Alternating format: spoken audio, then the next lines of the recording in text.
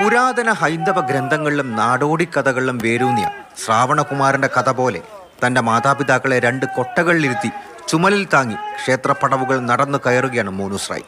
ശ്രാവണകുമാരൻ അന്ധരായ തന്റെ മാതാപിതാക്കളെ അവരുടെ ആഗ്രഹപ്രകാരം ചാർധാം തീർത്ഥാടനത്തിന് കൊണ്ടുപോവുകയായിരുന്നെങ്കിൽ ഇവിടെ മോനൂസ് റായ്ക്ക് അതൊരു വഴിപാടാണ്.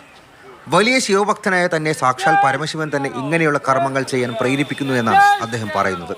शिव ने ही मेरे को ऐसे मैसेज दे रहा है, ऐसे ऐसे काम करो उसके लिए, और सब कोई ऐसे कर्म कीर्ति का साथ जुड़े रहे. പശ്ചിമ ബംഗാളിലെ ജൽപൈഗുരിയിൽ നിന്നാണ് വരുന്നത്.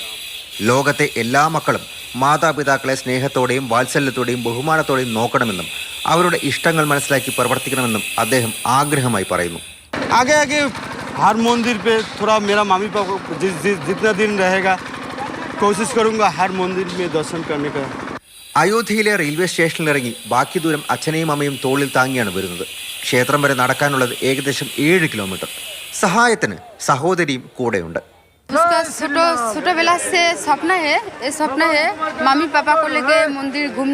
ശ്രാവണകുമാരന് രാമായണത്തിൽ വലിയ പ്രാധാന്യമുണ്ട്.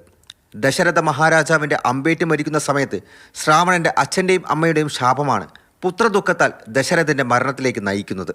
രാമായണ കഥയിലെ പോലെ മാതാപിതാക്കളുമായി എത്തിയ മോനൂസ് റായെ കാണാനും വണങ്ങാനും നിരവധി ആളുകളാണ് ചുറ്റും കൂടിയതും സഹായഹസ്തം നീട്ടിയതും.